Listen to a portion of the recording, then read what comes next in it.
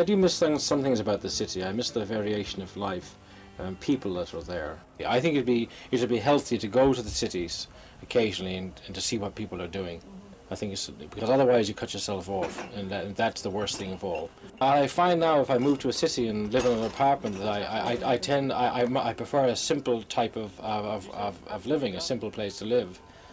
I don't like a lot of complexity around me. I'm seldom bored because there's always something to do or something to read. But I do miss sometimes, especially in the winter time, the people not being around, because I would say, basically fairly gregarious.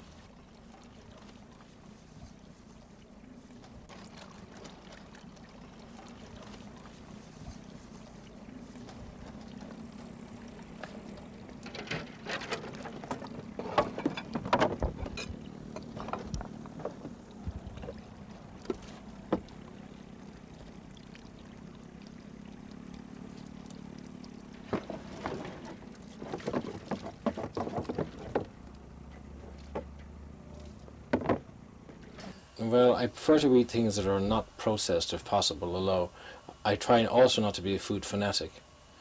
I like to eat things that I can gather myself here in the summertime, like fish and mussels and clams, of course. I prefer to buy what I need rather than try to raise it myself. I have enough money to buy the things I need rather than keeping goats and cattle and sheep.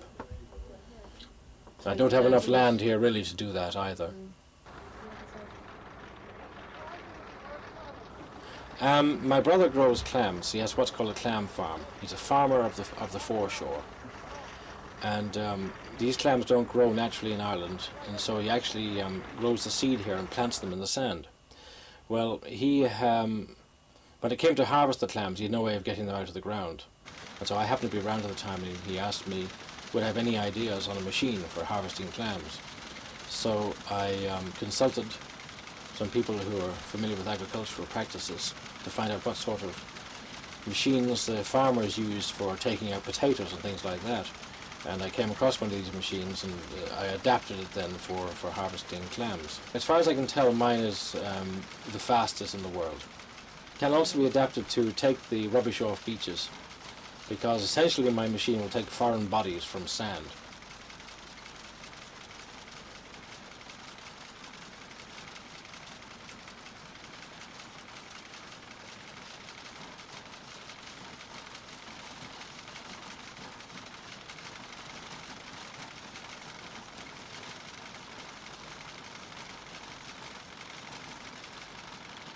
They probably think I'm a bit eccentric, but then the Irish people accept eccentrics. That's one nice thing about Ireland. You can be very eccentric and be quite well accepted, because everybody here has some degree of eccentricity in them, I think, living in the country especially. And my friends say that they haven't any, but once I get back up on my feet again, everybody's gonna be my long-lost friend. It's mighty strange, without a doubt. Nobody wants you when you're down and out. They don't want you when you're down and out.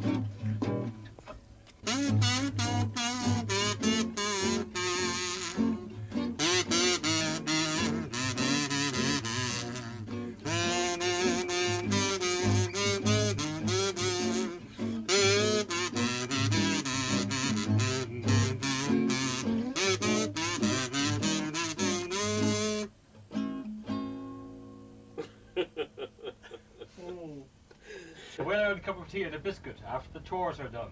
See? That is good. I grew up in a town in the Ruhr Valley in Germany, so fairly industrialized and much the same as a big metropolis. It's hard to say. Some people dream of living on the countryside, and when they come to it, they find out it doesn't work. So we lived in Germany for a year on the countryside, and we found out that we liked it. And there are people coming over to visit us, and they love to come, but after 3 weeks, they're glad to get back into the town. It's just everybody has a different way of life. Well, the thing is really you get used to everything. I'm stuck in inverted commas with the children now for the last 5 years. And you grow, well, you kind of grow into it.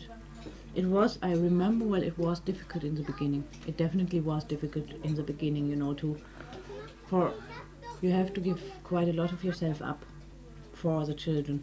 You're just not yourself anymore, you know, because you have to be there all the time. You can't say, well, wait, in 10 minutes I'm finished or so, you know, or you can say it, but that might mean 10 minutes of roaring beside you, you know.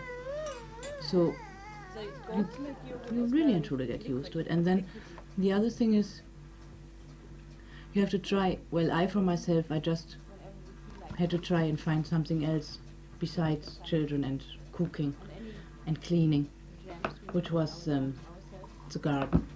And that was kind of my way out, my way of relaxing or whatever, even though it's work as well, but I like it. I would sell pictures at home then. I do have them in galleries and I might take part in a few exhibitions, but I found it's awful hard selling in them places, and people like it more actually to call in and see the artist and talk to him and see how he's living and what he's doing and all. But I never had the time to look after that selling business too much, so hopefully now we're building at the moment, and when I'm finished with that, I have more time. Well, some probably think we are crazy. Others might admire us and would like to do the same, but say they couldn't do it. Well, wouldn't be able to live like that or whatever.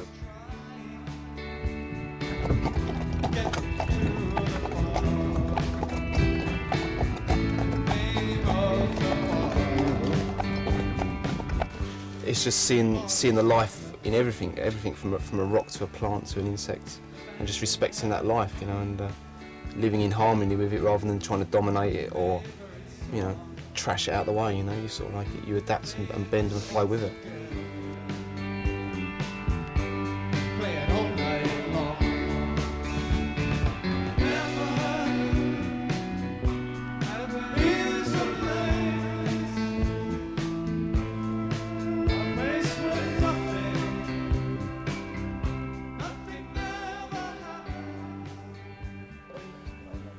Is there a right way and a wrong way to live?